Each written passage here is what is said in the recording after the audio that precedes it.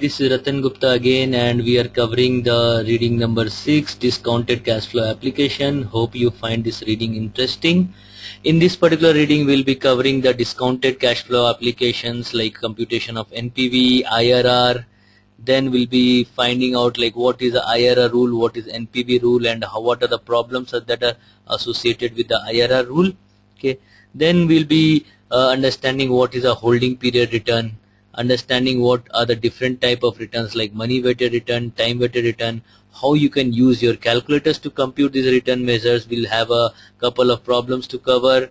Then which return measure should be good when you are investing more money and the returns of the portfolio is good, like you have to typically understand this type of question. Then understanding the different type of rates, like one of the rates is the bank discount yield, holding period yield, effective annual rate, money market rate, all those will be covering.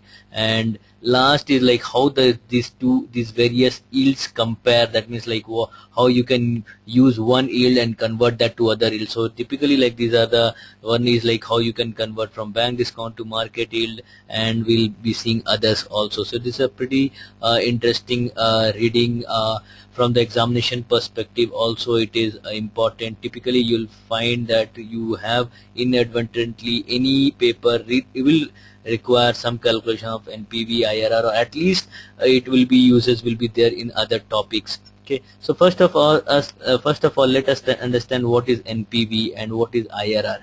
Typically what happens is like NPV is applicable to a particular project, and what happens is you basically invest money in projects. So let's say what people do is like, let's say a money is invested in the start, and then so since we say that start money investment is negative, so the initial money that you are investing is treated as negative. So suppose you have invested 500 rupees, so it is negative 500.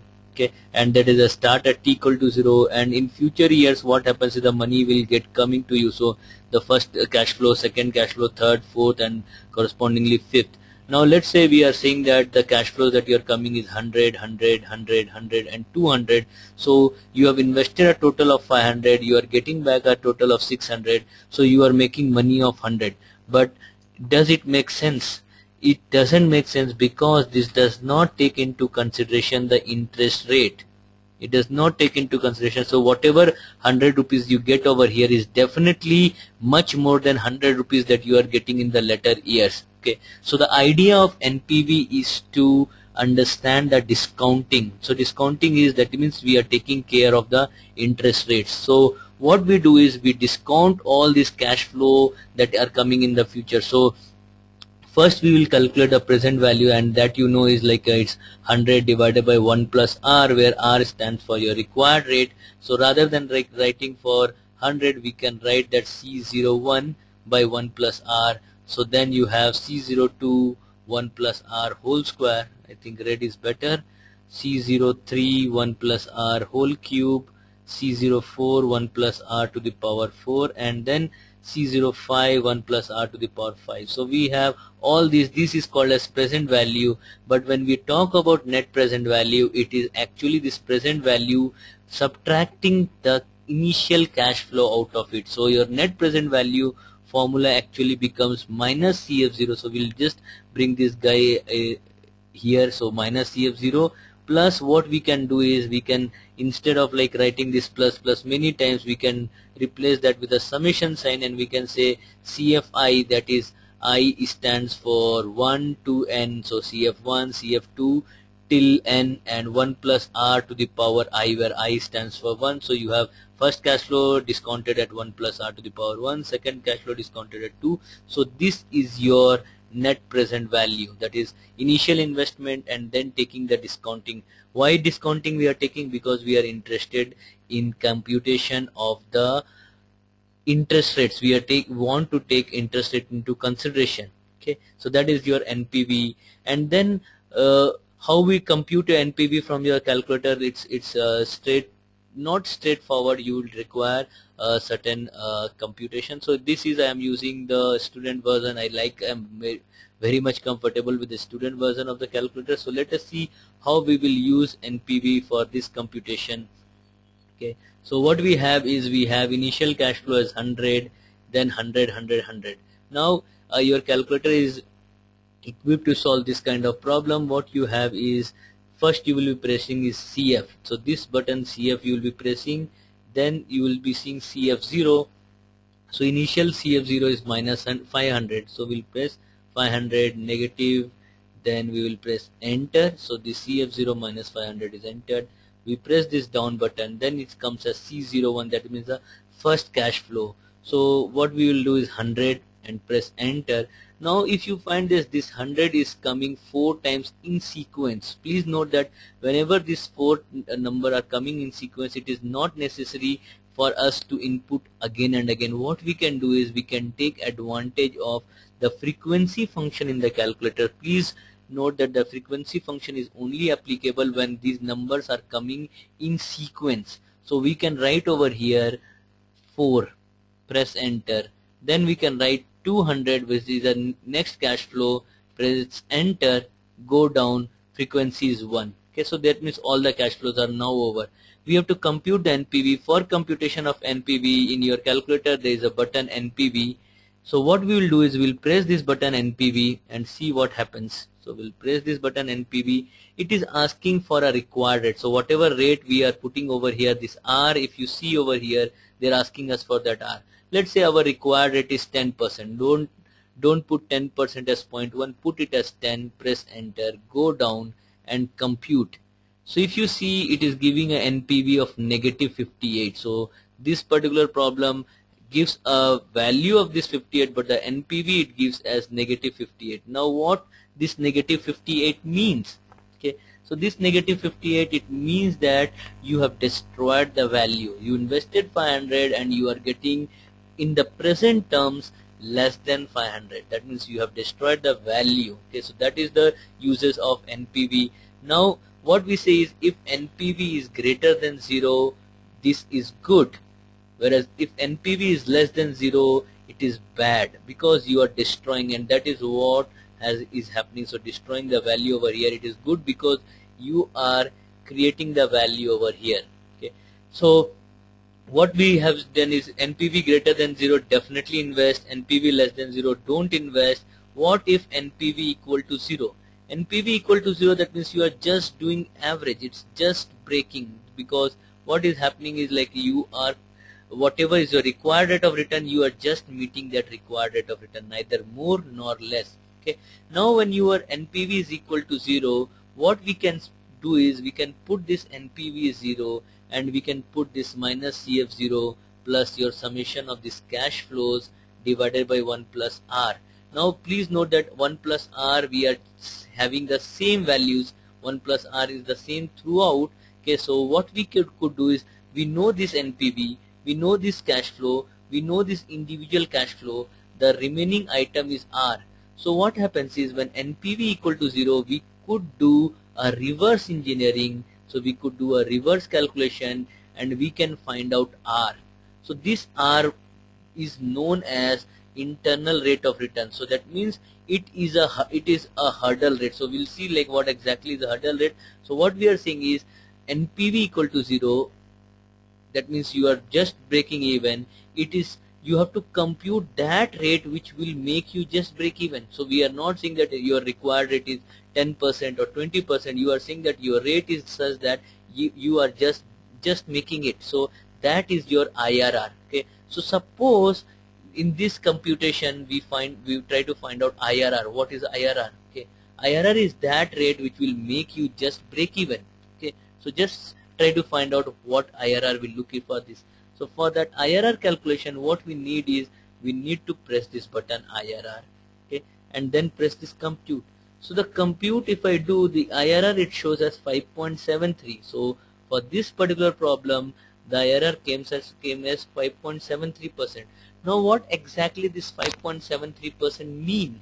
It means that if my required rate, that is the R which we are putting, if my required rate is less than IRR, or if it is less than 5.73, then my NPV will be positive, or what I can say is, it is worth, because it is saying that at 5.73 rate you are just breaking even. If your required rate is greater than this 5.73%, you will be destroying the value. Your NPV will be negative.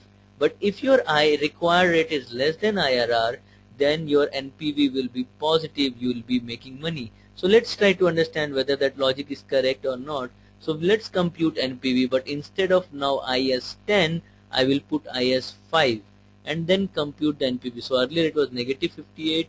Let us see. So it is showing 11.3. That means if my required rate is 5%, which is below 5.73, my NPV was positive. Now let us see if my required rate, we have already seen my required rate was 10%, your NPV was coming as negative. Okay, so we have certain decision rule to be made. So this we're forming the part of decision rule. As part of decision rule, if my NPV is positive, I should invest in the project. I should invest in the project. Okay, NPV negative, should not invest. You should not invest. What if NPV equal to 0? You are just making even. You can invest because if you do not have any other opportunity. And same decision rule, this is called as NPV rule. Same decision rule which is called as IRR rule. IRR rule is if your required rate is greater than IRR, then don't invest. And if your required rate is less than IRR, that means you can go ahead and invest. Okay, so that is the IRR rule, that is the NPV rule. Even though we have defined as the IRR rule also, but there are certain issues with this rule. So there are certain issues. One issue is about the multiple IRRs. Okay, so there can be a situation where the IRRs can be more than one. Okay, so the IRRs can be more than one. We can see situation like that. So please note that IRR can be more than one, or there can be situation that where there can be no IRR also. That means there can be certain projects which does not have any IRR. So as an example, we can take say that if we make this instead of 200, we make this 700. Okay, it will not have any IRR, because what will happen is, so just make it to this. So we'll again go back to CF. So CF0 was minus 500, C01 was 100 repeated 4 times, C02 instead of 200 I am making as 700, and let us see computation of IRR. Oh, it has a IRR, it is a 28.32, 22.56%. So it has a IRR, but certain projects can have no IRR, wherein typically what happens is no IRR means there will never be NPV equal to 0. So what is the case of no IRR? No IRR means NPV will always be greater than 0. So that is all good for us. It is good for us that NPV equal greater than 0, but then there you cannot have a IRR. You cannot apply this rule. Multiple IRRs is wherein like you can have a case where IRR can be 10% also, IRR can be 20% also. So you need to check whether so you need to you don't know like whether what will happen. Let's say when the required rate is 15%, you should compare this with this or with this, because you have multiple IRR. So those are the issues that are there with respect to the IRR. Okay. One more thing which I would want to highlight with respect to the IRR is IRR assumes all cash flows are invested at IRR rate. So it assumes that all the cash flows are invested at IRR rate, which is not necessarily the case, because what happens is, suppose a company is invested 500, it is getting 100. So it might be investing this 100 at a different rate, this investing at 100 at a different rate, this is invested at a different rate. So what happens is all these are invested at different rates. So it is not necessary that all of them are invested at the same rate. As a result, what will happen is whatever IRR you had assumed, let's say you have assumed IRR, you had got IRR to be 15%. If this guy is invested at, let's say 10, this guy has 5, and this guy is at 2, what will happen is your actual return from the project will be much lesser than 15%. So as a result, that will impact your decision making. So it so happens that IRR is not necessarily criteria. So as an example, what we take is there are two projects A and B. and we have been given NPV and IRR for both the projects. Let's say NPV of this project is 100, NPV of this project is, let's say, 1000. IRR of that project is, this is, let's say, 50%. IRR of this project is 20%. Okay. Now let's say the initial cash investment that you have done is 100 over here. Here let's say you have done 500, or let's say even 1500, doesn't matter. Okay. I want to know which project you would invest in. Would you invest in A? Would you invest in B? Okay.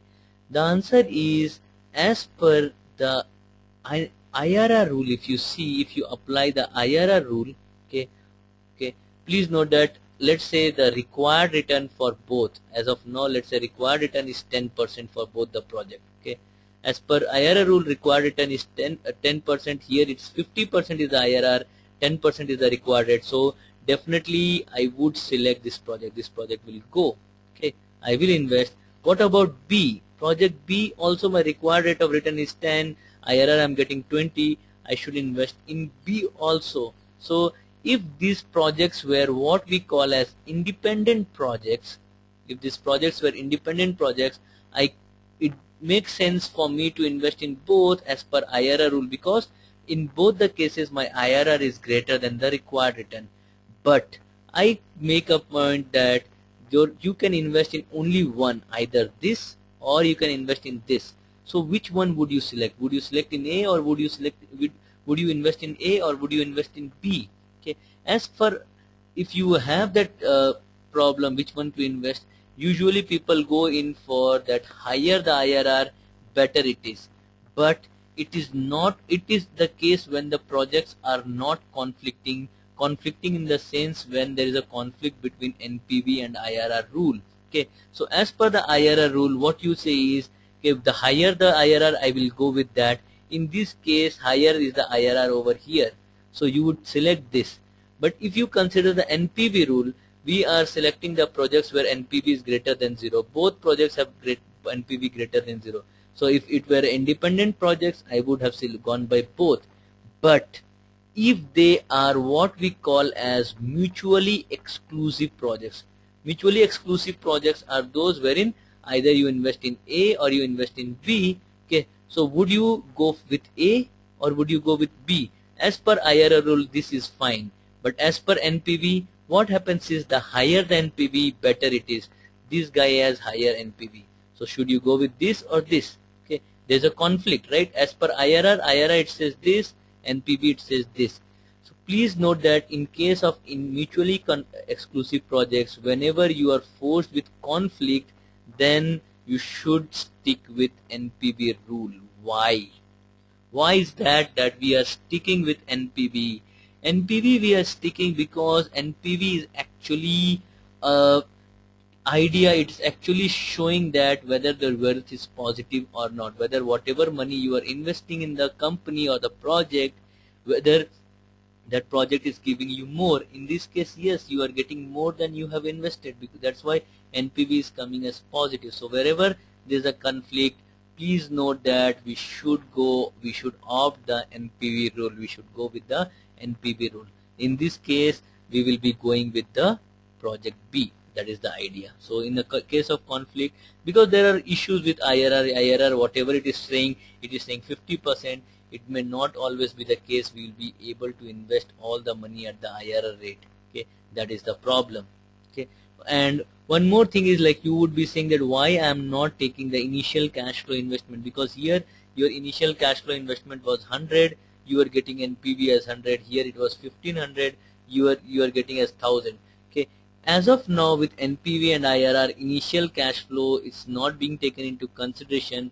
This will become important when we cover the corporate finance. In corporate finance, we will see that there is another measure called as profitability index, which can be used to find out if the two projects they are good or not on the basis of initial investment also. Okay, so these are the NPV calculation process. We just go through, then NPV and IRR calculation. We have seen independent, mutually exclusive decision rule. IRR decision rule will say problems, that is, it assumes all the cash flow are reinvested at the same rate.